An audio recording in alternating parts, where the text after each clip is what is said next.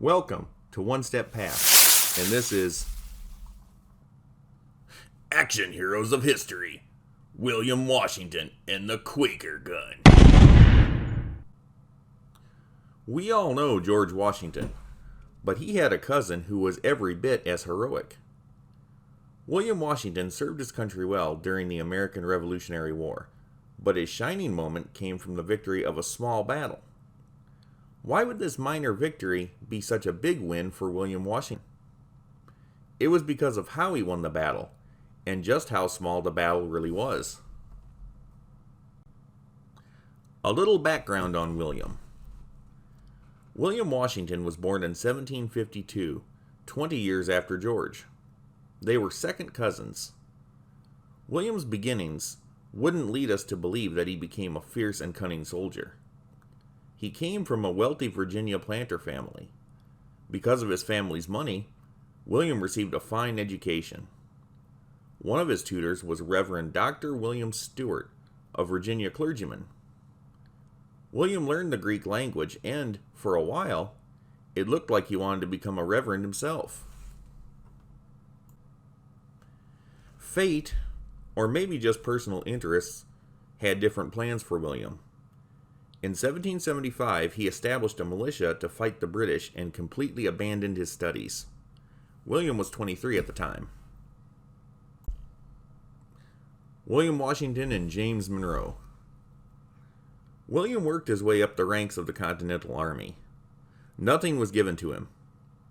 William was an extremely aggressive fighter and seemingly fearless. In early 1776, Captain Washington's second in command was 17-year-old Lieutenant James Monroe from Virginia. If that name sounds familiar to you, it should. James Monroe would later become the 5th President of the United States. But at this time, William Washington and James Monroe were warriors, and they made quite the team. They got themselves into heavy combat, and both got hurt badly. However, Washington and Monroe won. They did so well that both men were commended by Commander-in-Chief George Washington. Monroe was later made a captain. In early 1777, William was promoted to the rank of major and put in charge of the newly formed 4th Continental Light Dragoons. What is a dragoon? Simply put, it is a class of mounted infantry. He was a cavalry officer. Dragoons used horses for mobility, but would dismount from their horses and fight on foot. If you were a dragoon, you got good with swords and firearms. In late 1778, William was promoted to lieutenant colonel and was placed in charge of the 3rd Continental Light Dragoons. William's nemesis, Bloody Tarleton. In early 1780, Washington's regiment joined forces with what was left of the 1st Continental Light Dragoons at Bacon's Bridge, South Carolina. The British had become strong in this area. On March 27th, Washington went head-to-head against Lieutenant Colonel Banastre Tarleton, commander of the British Legion, for the first time. Tarleton had a number of unflattering nicknames. Among them was Bloody Ban and the Butcher. He was an excessively violent man and was known to torture and kill American prisoners of war. William Washington beat Tarleton and his redcoat flunkies not once, but twice in the same day. The first was at Rutledge's plantation. The second time was when Washington was returning to Bacon's Bridge, and Tarleton attempted a surprise attack from behind. It backfired. Ouch, that had to hurt. Tarleton's big payback. Tarleton was licking his wounds after a severe beating from William Washington and the boys. However, he came back hard on April 14th, 1780. The Battle of Monk's Corner happened just outside of Charleston, South Carolina. Tarleton's forces attacked the Continentals and delivered a crushing defeat. 15 dragoons were killed, 17 were wounded, and 100 were captured. In addition, 83 horses were taken. William Washington and his remaining troops had to flee to avoid capture, but he wasn't happy about it. Washington was once again defeated by Tarleton's forces on May 6, 1780. It is clear that Lieutenant Colonel Washington and his dragoons were no longer at full strength. It should also be easy to understand that Washington and Tarleton hated each other. At the moment, it appeared that Tarleton's victories had been greater than Washington's. William, as well as all of the Continental Army, continued to take a beating.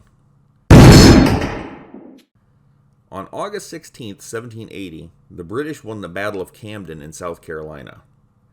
The South was now under British control. Understandably, the Continentals had to reorganize their forces. Washington was now placed under the command of General Daniel Morgan. William Washington strikes back. They say it's always darkest before the dawn. That is certainly true in the case of what came next for William Washington. It was December 4th, 1780, in Claremont, South Carolina.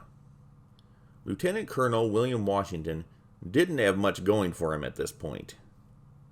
He did have a force of 60 men, but they weren't very well armed, and they were still outnumbered by the British. They came upon Rugeley Mill, the homestead of Roland Rugeley, a loyalist colonel for the British Army. American colonists who remained loyal to the British were called loyalists.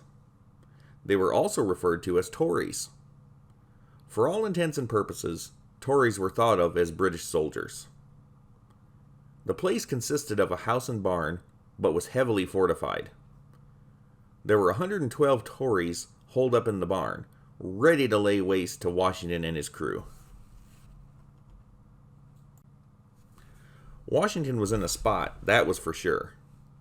Running wasn't an option. They could have been caught or killed. He and his men had small firearms, but no big cannon. How could he possibly force a surrender? William wasn't going to let little things like a small army and no cannon get in the way of his victory. He sent some of his 60 men to surround the barn, mostly for distraction. Washington's remaining men decided to make a big cannon right on the spot while the Tories could not see them. Washington and his reduced crew cut a pine log for the barrel of the cannon. Then they blacked the end of it to give it a cannon's color and set it up on wheels. For all the world, this looked like a real cannon. It couldn't actually fire, but the Tories didn't know that. William called it a Quaker gun. The Quaker gun trick. In the 18th century, Quakers were Protestant Christians who were peace-loving and greatly opposed violence. Although William Washington is the first person known to use a Quaker gun, it may not have been the first time the tactic was used. Washington's Quaker gun, now completed, was pointed at Rugeley's barn. The men inside the barn looked at this cannon that they thought was real and knew they had to surrender. True, it was just one cannon, but they knew one cannon could blow them and the barn to bits. Washington captured 112 enemy soldiers without firing a single shot, all because of a fake cannon. What happened after the Quaker Gun incident? General Cornwallis, the commander of the British armies in America, made it very clear to Roland Rugeley that his military career was over. Being fooled by a fake cannon wasn't cool. William Washington, however, had his first real victory in a long time with a battle that wasn't a real battle. It must have done something for his self-esteem because he continued to win after Rugeley's Mill. It was at the Battle of Cowpens on January 17, 1781, just a few weeks later, that Washington's rival Tarleton had his greatest defeat. More than 800 British soldiers were killed, wounded, or captured. Less than 100 Americans were lost. Tarleton ran away, and William Washington was in hot pursuit. They met face to face and fought each other. Washington is said to have raised his sword and called out, "Where is now the boasting Tarleton?" Washington wounded Tarleton's right hand with a saber blow. As he fled, Tarleton shot Washington's knee and also his horse.